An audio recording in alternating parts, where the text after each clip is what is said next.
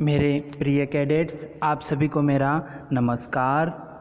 आज हम कक्षा 10वीं से संबंधित गद्य, पिछले वीडियो में हमने गद्य भाग से अब कहाँ दूसरों के दुख में दुखी होने वाले, इसका विस्तृत अध्ययन किया। उसी प्रकार आज हम पद्य भाग में से 5वां जो अध्याय या कविता है उसका शीर्षक है पर्वत प्रदेश में पावस। पावस का अर्थ होता है वर्षा काल। तो इसके रचयिता हैं सुमित्रानंद पंत, जो प्रकृति के सुकुमार, प्रकृति के कवि कहे जाने वाले सुमित्रानंदन पंत द्वारा रचित यह कविता है पर्वत प्रदेश में पावस। प्रकृति का जो वर्णन यहाँ पर आपको देखने को मिलता है, जो इस पर्वत प्रदेश में पावस कविता को पढ़ने से पहले हम सुमित्रानंदन पंत जी का कवि परिचय को थोड़ा बहुत देखेंगे अभी, जो इस प्रकार है। सुमित्रानंदन पंत जो हैं प्रकृति के सुकुमार कवि कहे जाने वाले, जो प्रकृति के बारे में बहुत ही बड़ा चढ़ाकर वर्णन किया है। दार्शनिक और भी इनका बहुत बड़ा दायित्व था। तो इनका परिचय किस प्रकार है उसे देखेंगे। सुमित्रानंदन पंत, इनका जन्म 1900 में हुआ और इनका मृत्यु जो है 1977 में हुआ। तो इनका परिचय जानेंगे अभी। 20 मई 1900 को उत्तराखंड के कौशानी अल्मोड़ा में जन्मे सुमित्रानंदन पंत ने बचपन से ही कविता लिखना शुरू कर दिया था। 7 साल की उम्र में स्कूल में काव्य पाठ के लिए पुरस्कृत हुए। देखिए, केवल 7 साल में ही काव्य पाठ के लिए इनको पुरस्कार जो मिल गया था। 1915 में स्थायी रूप से साहित्य सृजन शुरू किया और छायावाद के प्रमुख स्तंभ के रूप में जाने गए। तो छायावाद, जैसे कि हिंदी साहित्य को जो है यहाँ पर आधुनिक युग के अंतर्गत बहुत सारे जो उपभाग बनाए हैं उसमें भी आता है जो छायावाद युग। इसके प्रमुख स्तंभ माने जाते हैं जैसे महादेवी वर्मा, निराला, पंत और जयशंकर प्रसाद। ये 4 स्तंभों में एक स्तंभ माने जाते हैं सुमित्रानंदन पंत। आगे देखेंगे, पंत जी की आरंभिक कविताओं में प्रकृति प्रेम, जो आप पीछे देख सकते हैं, प्रकृति का प्रेम किस प्रकार होता है। प्रकृति को देखना ही एक बहुत बड़ी जो आँखों को सुकून मिलता है। प्रकृति को वर्णन करना, प्रकृति के रहस्यों को जानना, रहस्यवाद झलकता है। रहस्यवाद यानी यहाँ पर दार्शनिक भी आ जाता है, आत्मा और परमात्मा जैसे, और उसी प्रकार भगवान के यहाँ पर कुछ वर्णन भी आ जाते हैं। प्रकृति प्रेम के साथ साथ रहस्यवाद को भी यहाँ पर उन्होंने बढ़ावा दिया है। इसके बाद वे मार्क्स और महात्मा गांधी के विचारों से प्रभावित हुए।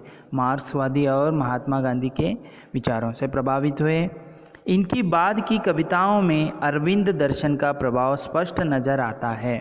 तो आध्यात्मिक की ओर यह मुड़ गए, जैसे अरविंद दर्शन। आगे देखेंगे, जीविका के क्षेत्र में पंत जी उदय शंकर संस्कृति केंद्र से जुड़े। जीविका यानी जीवन बिताने के लिए। तो उसी प्रकार इन्हें रोजी या वृत्ति के लिए संस्कृति केंद्र से जुड़े। आकाशवाणी के परामर्शदाता रहे, यानी उनके बारे में सलाहकार जैसे कह सकते हैं। लोकायतन सांस्कृतिक संस्था की स्थापना की 1961 में भारत सरकार ने इन्हें पद्म भूषण सम्मान से अलंकृत किया। हिंदी के पहले ज्ञानपीठ पुरस्कार विजेता माने जाते हैं। इनकी कृति चिदंबरा पर जो है हिंदी साहित्य के अंतर्गत ज्ञानपीठ पुरस्कार पाने वाले पहले कवि जो हैं इनको माना जाता है। आगे देखेंगे, पंत जी को कला और बूढ़ा चांद कविता संग्रह पर 1960 में साहित्य अकादमी पुरस्कार, 1969 में चिदंबरा संग्रह पर ज्ञानपीठ पुरस्कार सहित अनेक पुरस्कारों से सम्मानित किया गया। उनका निधन 28 दिसंबर 1977 को हुआ। इनकी अन्य प्रमुख कृतियां हैं वीणा, पल्लव, युगवाणी, ग्राम्य, स्वर्ण किरण और लोकायतन इनके प्रमुख कृतियां हैं।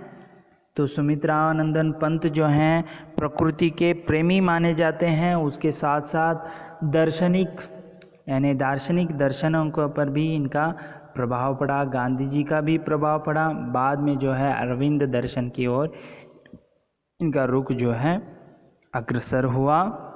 तो आगे देखेंगे, पीछे आप सुमित्रानंदन पंत के जो एक चित्र को देख सकते हैं। उनकी प्रमुख कृति चिदंबरा जो है इसके लिए 1969 में चिदंबरा संग्रह पर ज्ञानपीठ पुरस्कार से सम्मानित किया गया था। यही जो कृति है उनको चिदंबरा इसके लिए ज्ञानपीठ पुरस्कार जो प्राप्त किया गया। तो इस कविता को पढ़ने से पहले इसमें क्या निहित है उसे हम देखेंगे।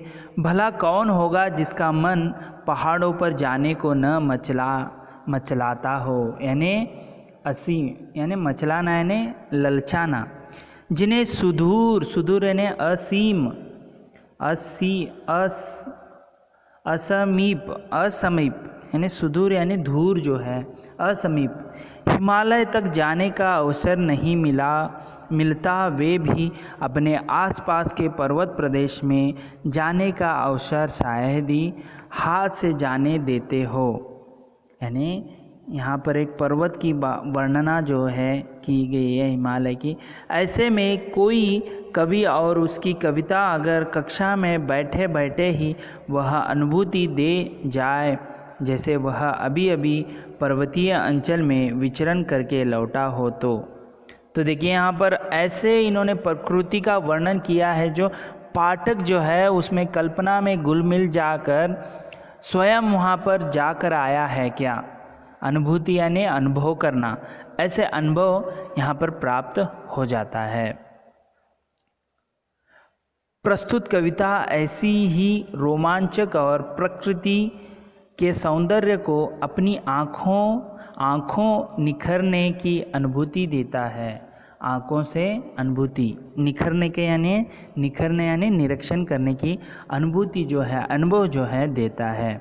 यही नहीं, सुमित्रानंदन पंत की अधिकांश कविताएं पढ़ते हुए यही अनुभूति होती है कि मानो हमारे आसपास की सभी दीवारें कहीं विलीन हो गई हो, हम किसी ऐसे रम्य स्थल पर यानी रोमांचक आ पहुँचे हैं जहाँ पहाड़ों की अपार श्रृंखला है, आसपास झरने बह रहे हैं और सब कुछ भूलकर हम उसी में लीन रहना चाहते हैं। देखिए ऐसे आश्चर्य जो चीज़ों को देखकर, जो प्रकृति को देखकर किसका भी मन जो है लुभावना ललायित हो जाता है, क्योंकि वहाँ पर जो है आपका दुख दर्द आप सब भूल जाते हैं एक क्षण के लिए। महाप्राण निराला ने भी कहा था, पंत जी में सबसे ज़बरदस्त कौशल्य जो है वह है शैली जो है इंग्लिश राइटर है, रोमांटिक पोएट हैं, तरह अपने विषय को अनेक उपमाओं से संवार कर मधुर से मधुर और कोमल से कोमल कर देना। देखिए यहाँ पर प्रकृति को किस प्रकार वर्णन किया है, यहाँ पर दर्शाया गया है। तो अब हम कविता की ओर बढ़ते हैं। पहले आज हम इतना ही जो है कविता का वर्णन करेंगे। तो यहाँ पर कविता जो है इस प्रकार है। पावस ऋतु थी पर्वत प्रदेश, पल पल परब परिवर्तित प्रकृति वेश। मेखलाकार पर्वत अपार, अपने सहस्र द्रुग सुमह फाड़। अवलोक रहा है बार बार, नीचे जल में निज महाकार। जिसके चरणों में पला ताल दर्पण सा फैला है विशाल। तो इस कविता का जो पहली पंक्ति है उसमें पावस यानी वर्षा है, पर्वत प्रदेश यानी पहले पंक्ति में वहाँ पर पहले लाइन में पर्वत प्रदेश यानी पहाड़ी क्षेत्र है। पल पल दूसरे लाइन में पल पल यानी क्षण क्षण है। परिवर्तित यानी बदला हुआ। प्रकृति वेश यानी प्रकृति का रूप है। और अभी तीसरा लाइन जो है मेखलाकार यानी करधनी यानी कमर को बांधी बेल्ट को कहे जाते हैं। मेखलाकार यानी गोल आकार की, करधनी के आकार की पहाड़ की ढाल जो राउंड आकार की होती है, सर्कल। अपार यानी असंख्य, विशाल, असीम। सहस्र यानी हजारों। द्रुग सुमह यानी द्रुग श्रुमह यहाँ पर चौथे लाइन में है। नेत्र के समान पुष्प। फाड़ जो है, फाड़ का अर्थ होता है खोल कर। अवलोक यानी यहाँ पर पांचवें लाइन में है अवलोकन यानी यहाँ पर देखना। निजे यानी पांचवें लाइन में है, देखिए निजे यानी अपना। और महाकार यानी बड़ा ढांचा। ताल यानी तालाब जो सातवें लाइन में है, ताल यानी तालाब है। दर्पण यानी शीशा है। इस प्रकार जो इसके पंक्ति का हमने शब्दार्थ का वर्णन किया। जो पंत इसके कविता के संदर्भ में कहते हैं कि पर्वतीय क्षेत्र था। यहाँ पर आप पर्वतीय क्षेत्रों को देख रहे हैं। वर्षा ऋतु में ऐसा लगता है मानो प्रकृति पल पल अपना रूप बदल रही है। किस प्रकार यहाँ पर जो है आप देख सकते हैं किस प्रकार प्रकृति जो है बदलती है। पहले ऐसे होती है, बाद में वर्षा होने के बाद हरा भरा होती है, अपना रूप बदल रही थी। पल पल प्रकृति जो है पल पल अपना रूप जो है बदलती रही थी। सामने विशालकाय पर्वत करधनी के समान। पर्वत जो है देखिए यहाँ पर पर्वत जो है जैसे कमर में बांधी हुई बेल्ट की तरह आपको देखने को मिल रही है। सामने विशालकाय पर्वत करधनी के समान दूर दूर तक फैला था। उस पर हजारों फूल खिलते हुए थे। यहाँ पर फूल जो है आप देख सकते हैं जो खिल रहे हैं, ठीक है। वे फूल मानो पर्वत की आंखें थी जो इधर उधर देखते हैं। तो यहाँ पर आपको सुमित्रानंदन पथ प्रकृति की ओर जाने के लिए आप एक क्षण अपने कल्पना लोक में जाइए और पर्वत की ओर आप गए हैं और वर्षा ऋतु में सभी जंगल जो है या पर्वत जो है हरा भरा दिख रहा है। वहाँ के फूल जो हैं आपको जैसे आँखों की तरह लग रहे हैं। वे फूल मानो पर्वत की आँखें थी। ऐसा लगता था मानो वह पर्वत अपनी हजार हजार आँखों से नीचे फैले जल में अपने विशाल आकार को निहार रहा है। यहाँ पर जो जल है, यहाँ पर जो पर्वत से जो फूल हैं वह हजारों हजारों जो फूल हैं, आँखें हैं, वह इस जल को निहार रहे हैं। निहारना है ना, देखना, ठीक है। उस पर्वत के पांवों के पास एक विशाल तालाब था, दर्पण के समान साफ, स्वच्छ और पारदर्शी। यानी उसमें कुछ भी देखिए यहाँ पर शीशे के जैसे लग रहा है, पर्वत का उसमें छाया आपको दिख रहा है। इतना विशाल काय जो है वहाँ पर दर्पण के रूप में आपको देखने को मिल रहा है, साफ स्वच्छ जो है आपको देखने को मिल रहा है। तो सुमित्रानंदन पंत जो हैं यहाँ पर उसमें पर्वत का प्रतिबिंब झांक रहा है। आप यहाँ पर पर्वत का जो प्रतिबिंब यहाँ पर नीला जो सरोवर कह लीजिए या तालाब कह लीजिए, वहाँ पर आपको पर्वत की जो छाया है आपको वहाँ पर प्रतिबिंब जो है देखने को मिल रहा है। इस प्रकार सुमित्रानंदन पंत में जो आपने पावस ऋतु की वर्णना की है, पर्वत में जो है जो करधनी यानी कमर को बांधने वाली बेल्ट की तरह जो गोलाकार होती है, वैसे पर्वत में वहाँ पर वर्षा के कारण फूल जो हैं वहाँ पर हरा हरा घास या पेड़ बन गए हैं और फूल जो है वह फूल जो है हजारों हजारों आँखों की तरह हैं, वो तालाब को निहार रहे हैं। इस प्रकार जो पहले हमने पंक्ति लिया था उसमें इस प्रकार उन्होंने वर्णन किया है। तो आपको समझ में आया होगा जो प्रकृति प्रेमी सुकुमार सुमित्रानंदन पंत ने पहले इन 3 जो पंक्तियां हैं इसमें पावस ऋतु का वर्णन किया है। उस ऋतु में किस प्रकार जो पर्वत के अंतर्गत जो पेड़ पौधे हरे भरे हो गए हैं और फूल जो खिल उठे हैं, वह फूल उनको आँखों की तरह लग रही हैं।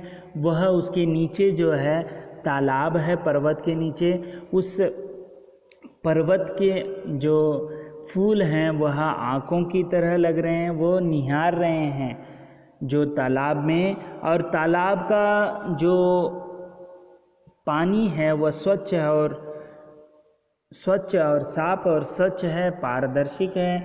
वहाँ पर जो पहाड़ का या पर्वत का उसमें प्रतिबिंब जो दिखता हुआ दिख रहा है। इस तरह आपको याद रखना है कि पहले पंक्ति में एक तो वर्षा ऋतु का वर्णन किया है, पहाड़ों का वर्णन किया है जो किस प्रकार हैं, और वहाँ के फूलों का वर्णन किया है जो आँखों की तरह हैं, और वहाँ के नीचे जो पर्वत के नीचे जो तालाब है वह साफ और स्वच्छ है, उसका प्रतिबिंब जो है शीशे की तरह दर्पण की तरह लग रहा है। ऐसे यहाँ पर कहने की चेष्टा या पाठकों के सामने प्रकृति का सौंदर्य को वर्णन करने किया है। आप भी कल्पना में डूब जाइए, पाठकों को भी कल्पना में डूबकर प्रकृति की ओर आकृष्ट होने के लिए ये भी प्रेरणा दे रहे हैं। अगले वीडियो में हम अगला जो पंक्ति है उसका वर्णन करेंगे। तब तक के लिए धन्यवाद।